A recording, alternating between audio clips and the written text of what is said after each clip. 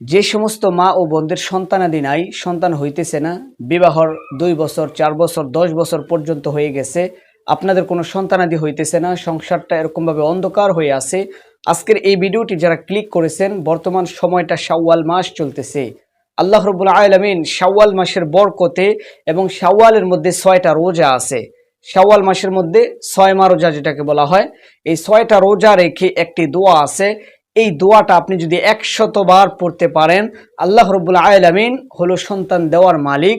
আল্লাহ ছাড়া কারো কাছ থেকে আপনি সন্তান পাবেন না, এই বিশ্বাস আমরা মুসলমান করি যে আল্লাহ তাআলা সন্তান দেওয়ার মালিক, না দেওয়ার মালিক।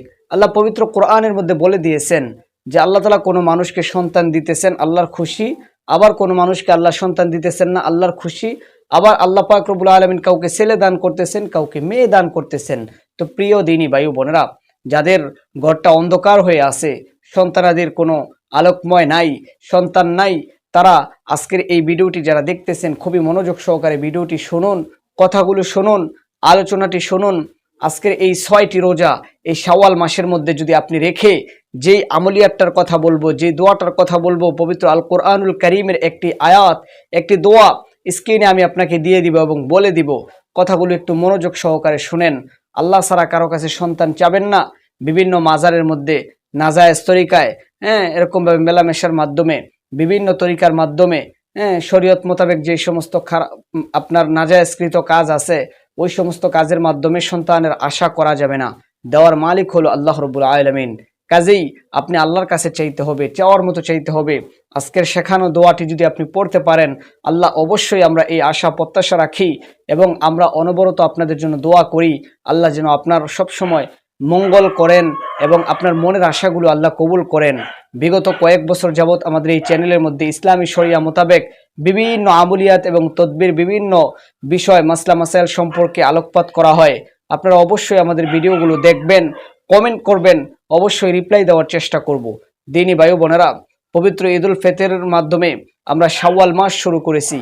বিগত মাসটা আমাদের সামনে চলে গিয়েছে, পবিত্র মাহে রমজানুল মুবারক মাস। দীর্ঘ একটি মাস রোজা রাখার পরে আপনাদের সামনে আমাদের মাঝে একটি রমজান মাস শেষ হওয়ার পরে শাওয়াল মাস উপস্থিত হয়েছে। এই শাওয়াল সম্পর্কে আল্লাহর রাসূল কি বলেছেন, এই শাওয়াল মাসের 6 রোজা সম্পর্কে আল্লাহর হাবিব কি বলেছেন, মান সামা রমাযানা সুম্মা আতবাহু সিত্তাম মিন শাওয়ালিন কানা কাসিয়ামিদ দাহরি কুল্লিহি।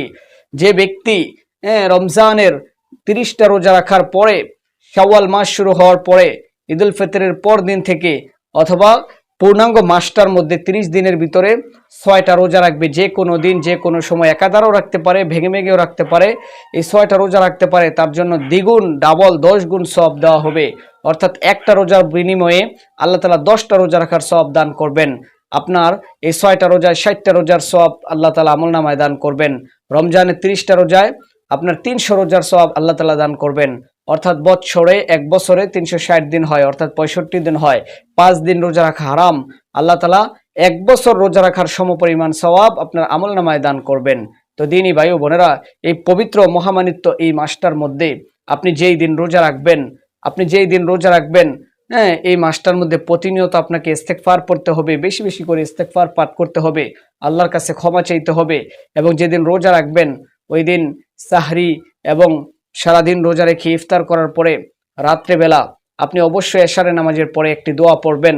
আগে দুরূদ শরীফ পাঠ করে নেবেন এবং দোয়াটা করার পূর্বে আপনি কয়েকবার ইস্তেগফার পড়ে নেবেন। দুরুদে ইব্রাহিমটা পাঠ করে নিলে খুবই ভালো। তারপরে যে দোয়াটা পড়বেন, হযরত ইব্রাহিম আলাইহিস সালাতু ওয়াস সালাম, এই দোয়াটা তিনি যখন নিঃসন্তান ছিলেন আল্লাহর কাছে করেছেন এবং আল্লাহ তাআলা 120 বছর বয়সে, স্ত্রীর বয়স হয়ে গিয়েছিল প্রায় 100-র কাছাকাছি, এই বয়সেও আল্লাহ তাআলা নিঃসন্তান থেকে মুক্তি দিয়ে হযরত ইসমাঈল আলাইহিস সালাতু ওয়াস সালামের মতো একটি পুত্র সন্তান আল্লাহ তাআলা দান করেছেন। দিনী ভাই বোনেরা, সেই দোয়াটা হলো রব্বি হাবলি মিনাস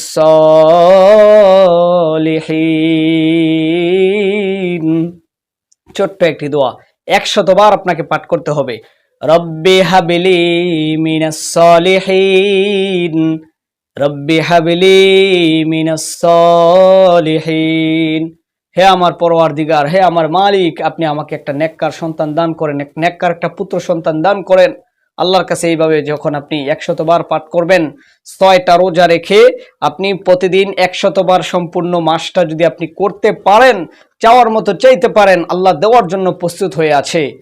আমি চাওয়ার মতো চাইতে পারি না, বলার মতো বলতে পারি না, কিন্তু আমার মালিক আমাকে দেওয়ার জন্য প্রস্তুত।